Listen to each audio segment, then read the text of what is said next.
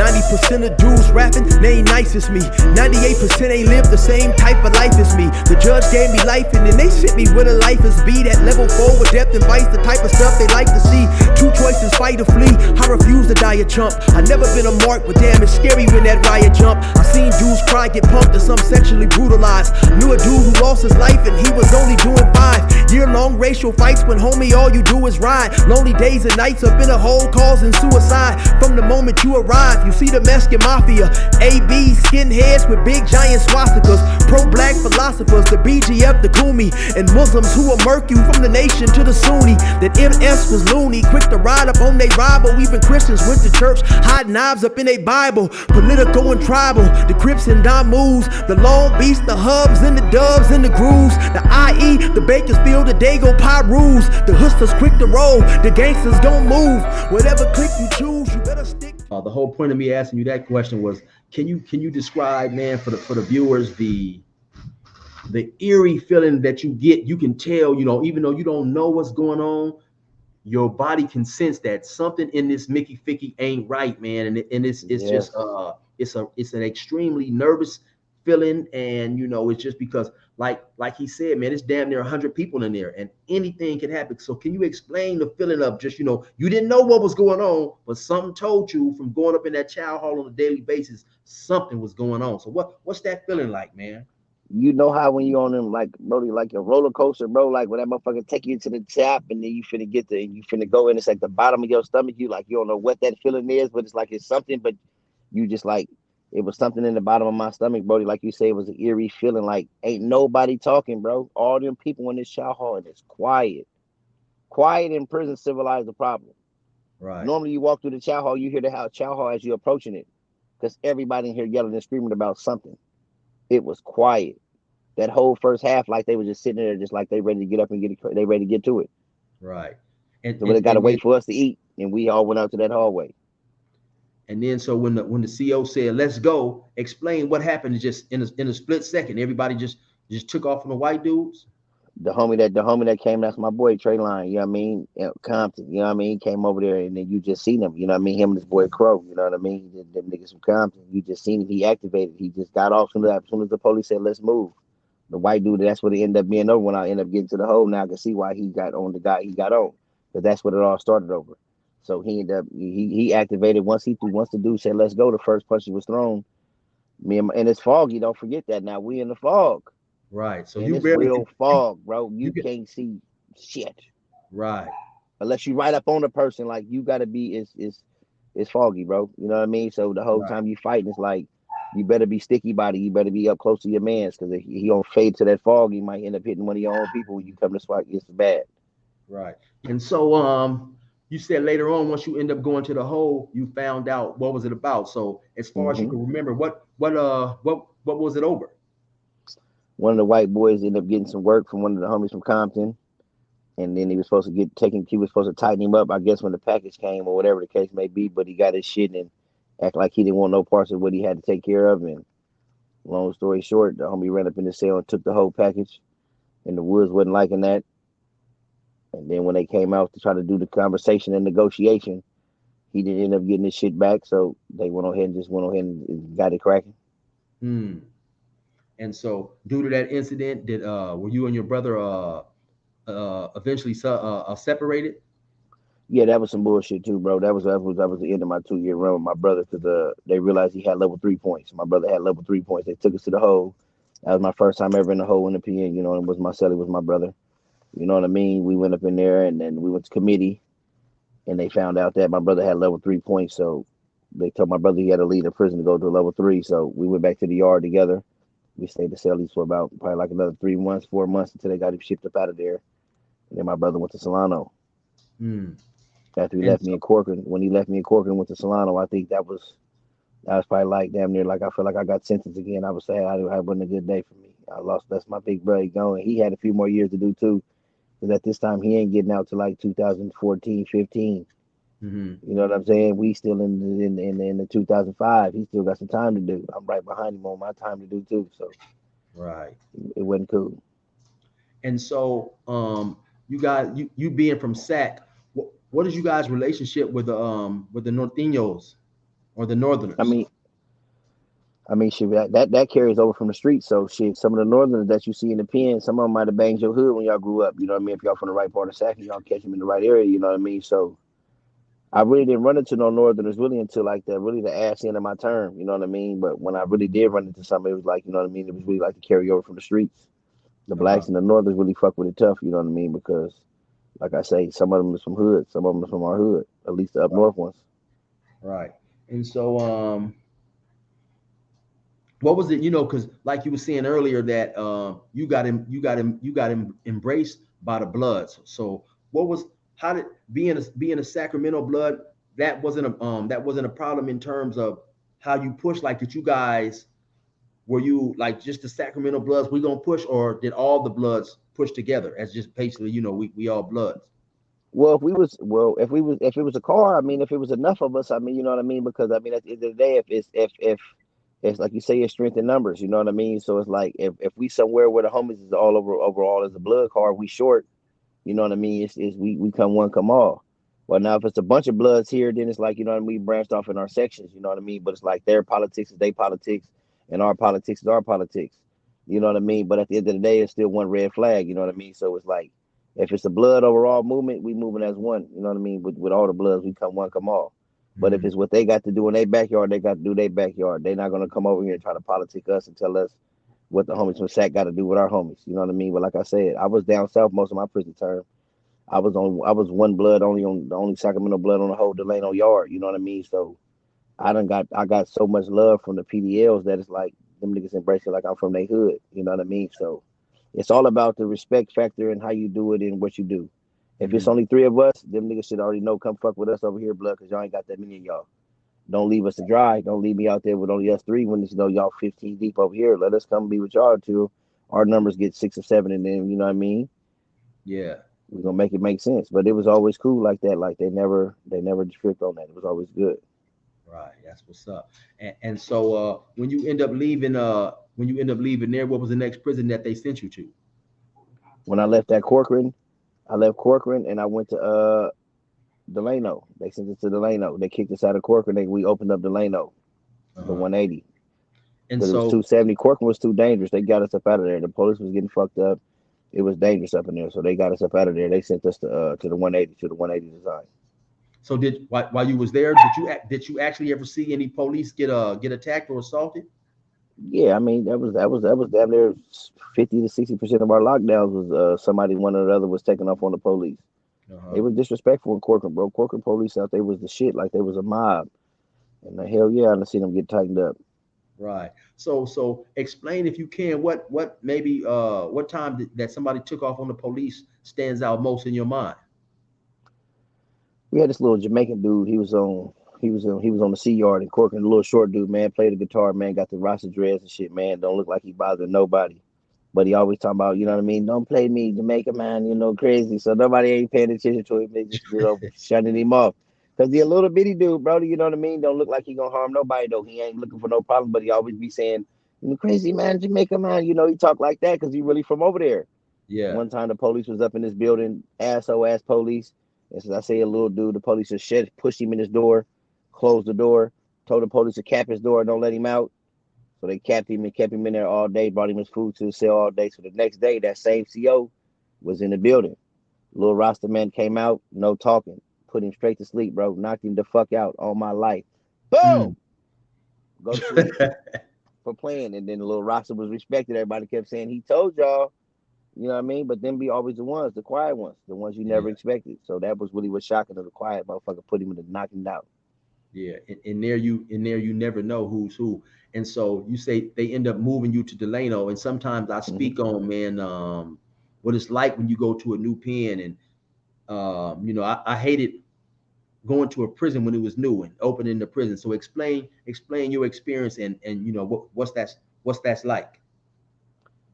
That could be the worst shit in the world, bro, because that's when the politics come into play about who got this area, who get these tables, and it's like to me, it's the fucking tables, it's a workout area, my nigga. They built it big enough for everybody to get their issue.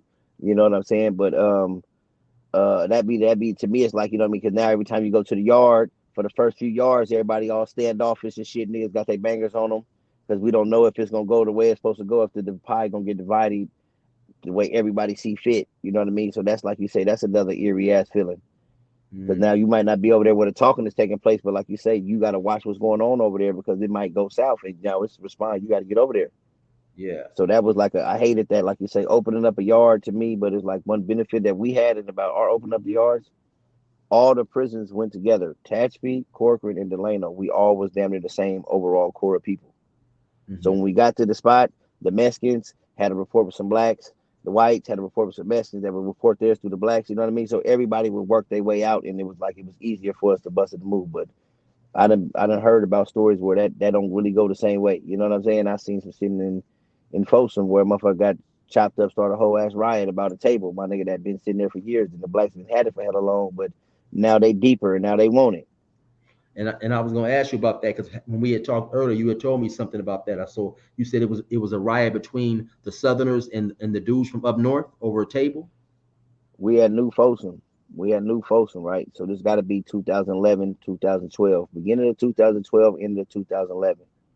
We had New Folsom. Now, while we on the yard, we keep hearing this little, like you say, bickering about these Mexicans is asking about this damn table. But like you say, that's about where the Bay Area boys is at. So if the Bay Area men ain't speaking on us about it, it's like that's not our politic. It'll be a problem when they bring it to us. Right. Our areas are so adjoined to theirs. You know what I mean? It's the Bay Area right here. The SAC is right here. The Keyways is right there. The canteen right here. The Mexicans against the wall. But that table is the first thing that you see when you come to the yard up out of what is that Ford building? They want that table. It's by the handball wall. Mm-hmm. They talk about it. They act like they cool about it. They leave it alone. The blacks still got it. It's theirs. The Bloods and the Crips go on a little fake ride with each other. We go on lockdown. We go on lockdown on Monday. They let the yard up on Wednesday. But when they let the yard up, they kept all the Bloods and the Crips on lockdown and let out the Bay Areas and the non-affiliates and the Mexicans. Mm-hmm. The Mexicans want to revisit this conversation now because what you say, strength in numbers. Now it's more of them than what's on the yard. They have a conversation. They argue. They let the Mexican boy walk away. He rallied his troops. Next thing you know, we in the building. We in the showers. We said, why the police ain't locking us up, bro? Like, why the fuck he ain't in here to lock us up? We come to find out, bro, they out there, they done started a riot, my man. They out there with the knives and they chasing our black people around the yard because they got the numbers now. So it's like, we want this table. This is our only chance to get it. We better get it now before the Bloods and Crips come off lockdown because there's going to be too many blacks out here for us to deal with. And so you had mentioned earlier, though, that the brothers from the Bay who had that table, they had been sitting there for years.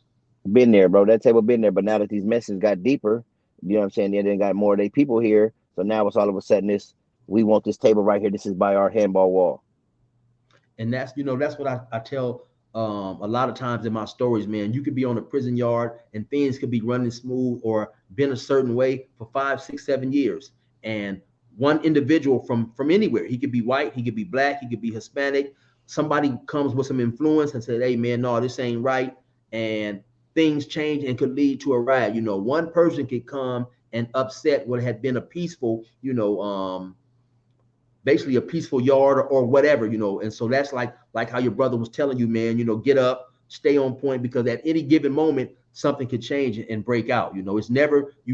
There's no really normalcy in prison, regardless of how normal things may have seemed to been. At some point in time you can expect something to jump off, and then so you always expect the unexpected, bro. You can't, like you say, it could be smooth.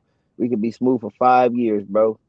And the tides didn't change over in 5 years. Y'all not paying attention to the tides has changed. It's more of them now than it was 5 years ago. So now the things are starting to change.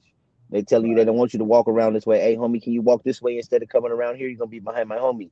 I've been walking the same way for hella years. All of a sudden, now you want me to come and turn around like y'all trying to press the power like this. Like you say, always expect the unexpected. And then you have a lot of dudes that's gonna buck at that, like you say. Now you had also explained to me too that even though the blacks are allies with the Spanish from Northern California, that you happen to be somewhere on the yard when there was a riot between the blacks and the Northerners over football. Yep, getting too comfortable. You know what I mean? Being too friendly. You know what I mean? Over here, my report with him and his report with him, and we playing football, but we ain't paying attention that it's a whole overall race is watching us. So they playing football.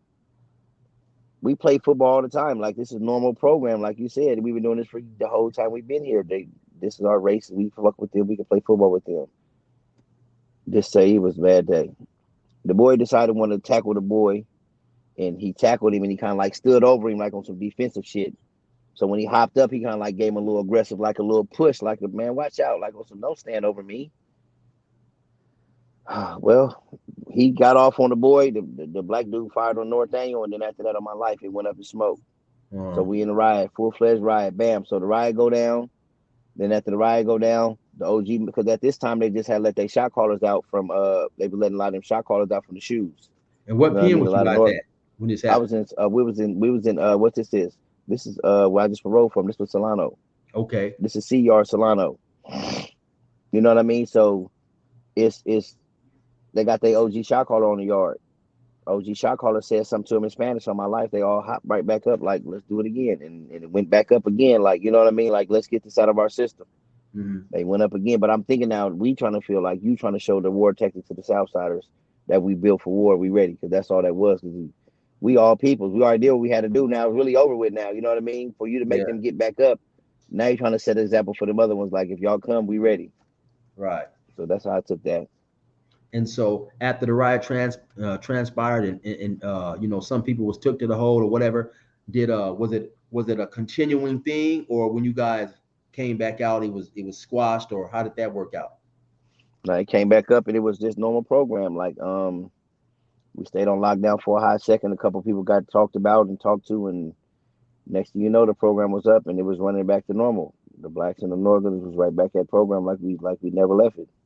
Right. And as of right now, it's been 2016 and it's 2022, and ain't no riot that came from that again. It ain't no follow up. Ain't nobody sneak attack nobody. It been cool since they said it was gonna be cool.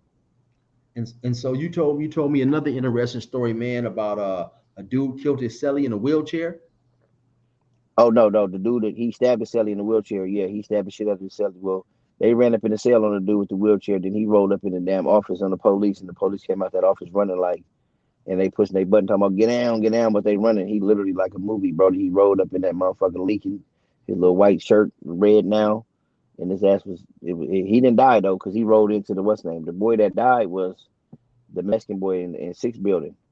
The Mexican went up in the cell, killed this celly, cut his celly balls off, put him on the toilet, drained all his blood out of his body, got some kind of a guitar string, chopped up into the man's organs, took all his organs out, flushed him down the toilet, folded him up in the sack of the little canteen sacks you used to go get your laundry and shit in, put him in a garbage can in the morning, and went outside in the morning at breakfast time and went and started riding with the blacks because he didn't want it to be exposed that he killed the celly overnight. This was on C-Yard 2. This was Solano C-Yard 2. That was Solano. Wow. Okay, that's crazy. So the dude murdered his celly, you said, and so for him trying to cover that up, he went outside and kicked off a riot for maybe, I don't know, maybe in hopes of they would think some type of way that his celly got killed in a riot or something. But yeah, that made no sense to start the riot because he put the celly in the black shower, so they were trying to make it seem like the blacks got into the riot with the Mexican because of what they did to the dude in the shower, because he put him in the black shower.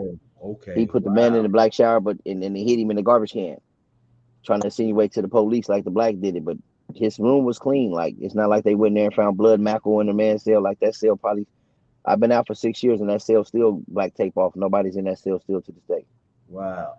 And then so back to the dude in the wheelchair, man, just to show people who haven't been to prison how treacherous prison is, and sometimes how uncaring people can be. So I'm assuming that the dude in the wheelchair was on the yard for a while. So you used to seeing this dude in the wheelchair or whatever, but he must have made somebody unhappy, and so they had no feelings that he was in the wheelchair, you said, and just stabbed him, huh? I think his paperwork came back incorrect, man. And I think they tightened him up and got him together because he was with the white boys. He was in the white boy race, and that's basically what the rumors started going around after a while. They got the wheelchair man because everybody want to know, like, why would you stab the man up in the wheelchair like that? But they were saying something about his paperwork. His paperwork didn't come back correct, so and I guess that's, he did something he wasn't supposed to do. And once again, that just points out, how treacherous prison is, because, like he said, the dude was in a wheelchair. So I'm sure the dude who was in the wheelchair knew about prison, so he knew that if his paperwork didn't come back, he probably could just roll it up and go if they would let him. So, but I'm saying, so they never even provided him the opportunity to get up there. I'm saying, so the white dudes knew that if they told this dude, hey man, you in here for a charge we don't like, get up off the yard. The dude who's in the wheelchair, no, he can't defend himself by being in the wheelchair. So he would have left, but they didn't even afford him that opportunity. And that's the thing, that when you're in prison, you got, everybody got to stick to the rules, man. Nobody's bigger than the rules. Nobody's better than the rules. So they don't care how big you are or how big you not, man. If you cross certain lines, your people is gonna get on your helmet. Yes, yes, that's a straight fact. No matter how old you are, how young you are, you could be crippled, you could be disabled. They don't care. They're gonna act accordingly. Prison is not the place for you to get in there thinking because you're getting older that you get a pass because you're old. Not at all. They're gonna Right. get you together. So was you outside and did you happen to witness the actual attack? No, no, I was in the bunk, but you can see it in the day room. You see the boy ride up in the what's the name? I didn't see him actually tighten him up though. Hmm. But now, so here you are, man. Here you are, a hardened gang member, and you find out that somebody in a wheelchair and got attacked. How did you feel? Was you like, oh, that was messed up, or was you like, man, it come with the game? I mean, you get hardened to the fact that now you done seen some gruesome stuff. Like I said, that wasn't even the worst thing I done seen. Even though him being in the wheelchair is like, you know what I mean, like that wasn't nothing. That was just like, you know what I mean. That was more or less like it can happen to anybody. That was just it can happen to anybody. But it's like gruesome stuff, incarcerated. We see that on the regular, bro. Them yards and riots and them the HVACs, people getting took out on the helicopters and all that. That shit is like that shit stuck with your life. That's in your head for life, bro. Right. And so is there anything that you've seen in prison that, even though when we go to prison, it's something that we all sign up for? A lot of us sign up for that particular lifestyle, whether we're gang members, whether we're criminals or whatever. But is there anything that you've seen in prison that was kind of made you think like, damn, now that was kind of cold right there? Well, shit, I didn't really know the circumstance of it, but I mean, shit, when I was at the Hatchery before I got to, like I said, we was on the lockdown and shit, you know what I mean? And like I said, I used to be sleeping all the time. And I was in that bed and I was sleeping. My cellie was from PDO, his name was Quick. Just before I made it to the cell with my brother. And he used to always be like, man, you gotta stop sleeping, bro. You gotta stop sleeping, man. This shit get dangerous. But I used to always be like, man, I know how to fight, bro. Nigga run up in here, nigga, I know what I'm doing. He's like, they ain't running here to fight though, bro. They ain't gonna be running here to fight. And I Yeah. never was like, like I was sleeping that off. Like I say, this is advice coming from a person at this time. I didn't have the bond I had with him as I built over the years with him.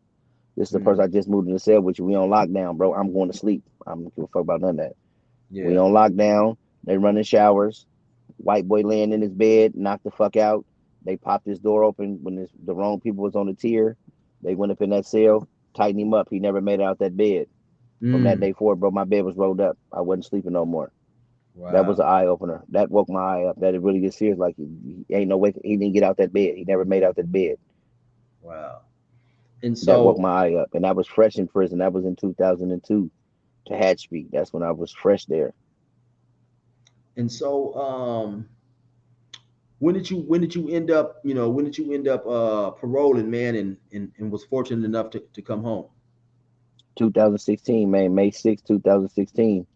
That was my rebirth, man. They put me back into the world, man, and it was a glorious day, man. I had a beautiful day that day.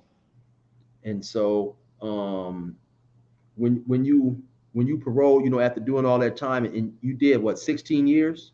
You have 16 years and like 4 months. What was some of the things, once you regain your freedom, that were more precious to you than before you lost your freedom? When you like, what were some of the things that you really enjoy, being able to indulge in? Just being able to just to be able to go see my mom, bro. Just to be able to go just hug and touch people that you care about, and ain't no restrictions.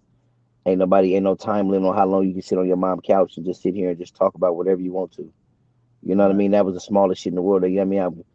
I had like I say, I had a lot of losses when I was in there. You know what I mean? A lot of stuff I needed to deal when I got out here, and it took me a minute to even deal with that. So I used to take granted and just going to see my mom. You know what I mean? Going to go just really literally just going to just go sit on her couch and just go have talks.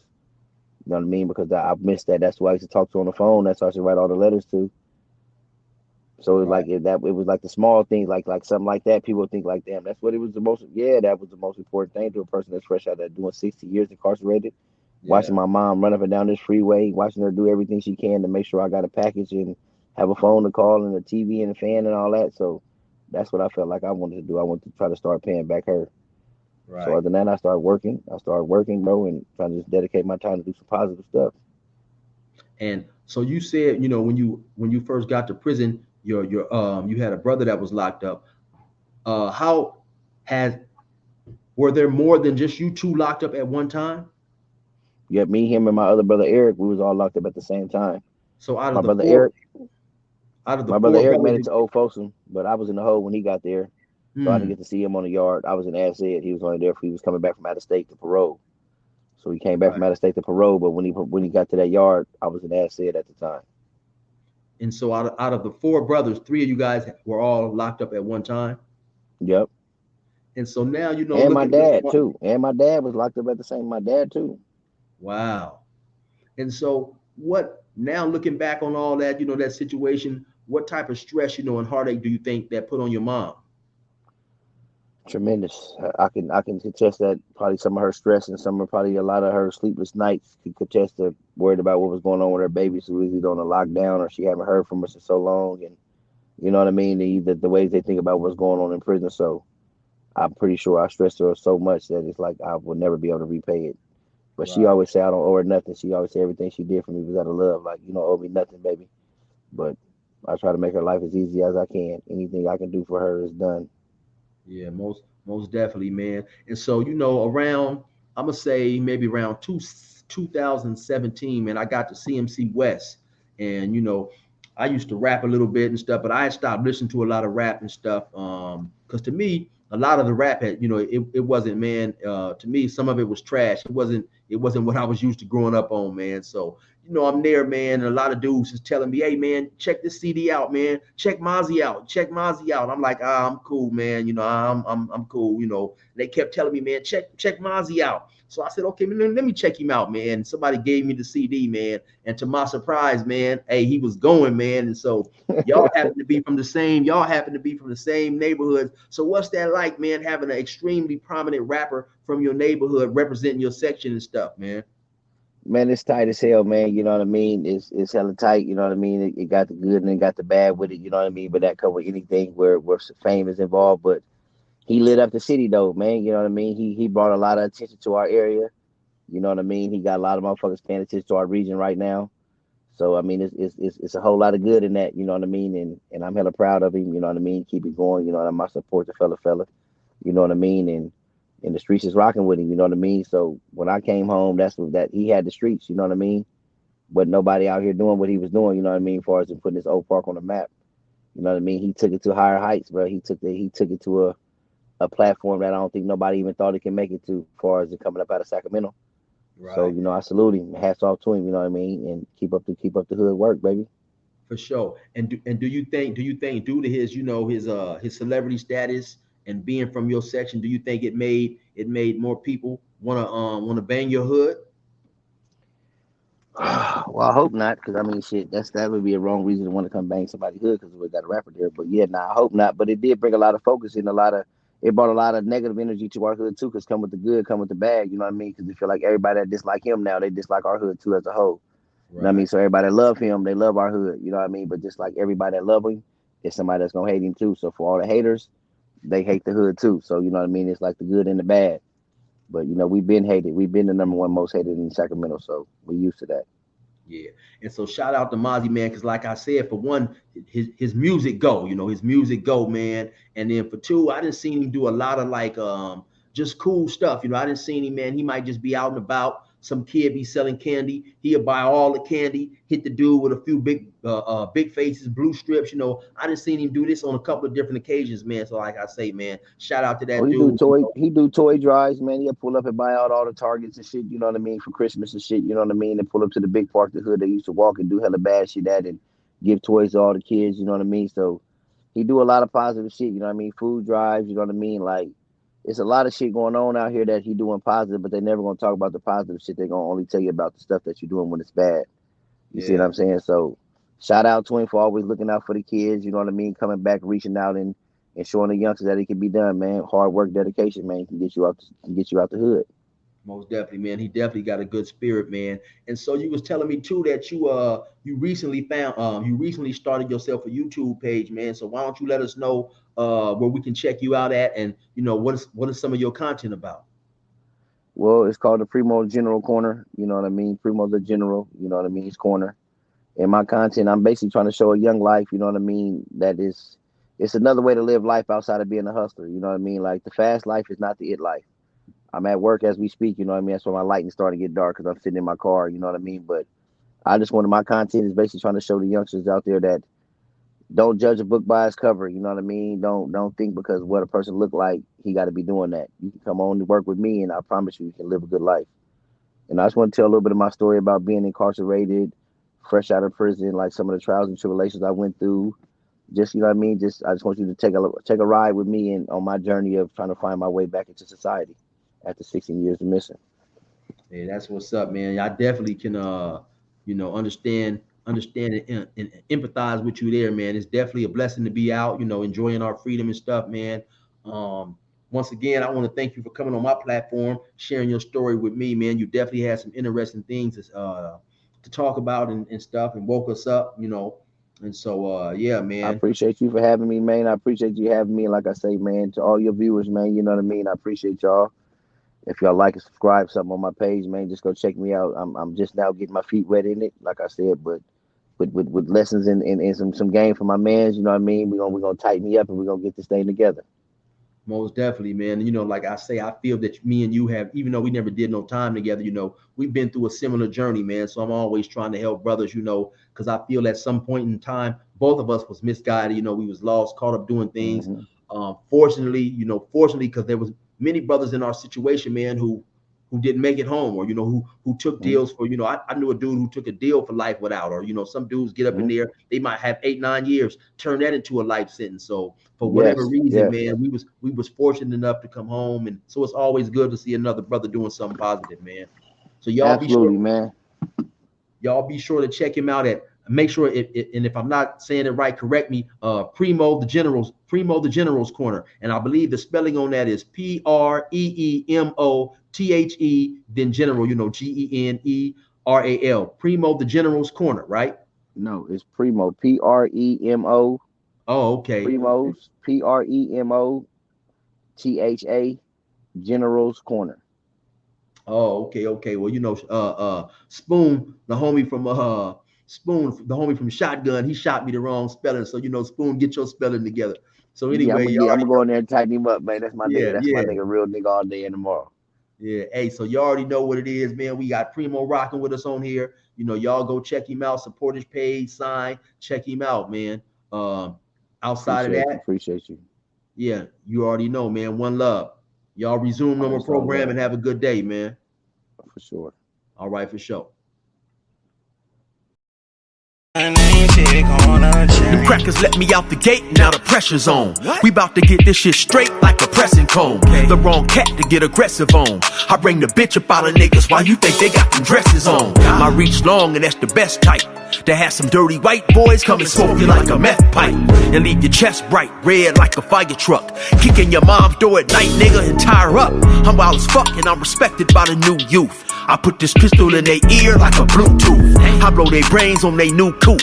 And have red everywhere just like a function full of soup whoops. Tell your troops I deal with beef like a butcher. My 4-5 pump more guys than Ashton Kutcher. Line pusher, quick to bury your clown, nigga. I stayed in the park like the merry-go-round. Get it? That game greasy, bitch, that game need me.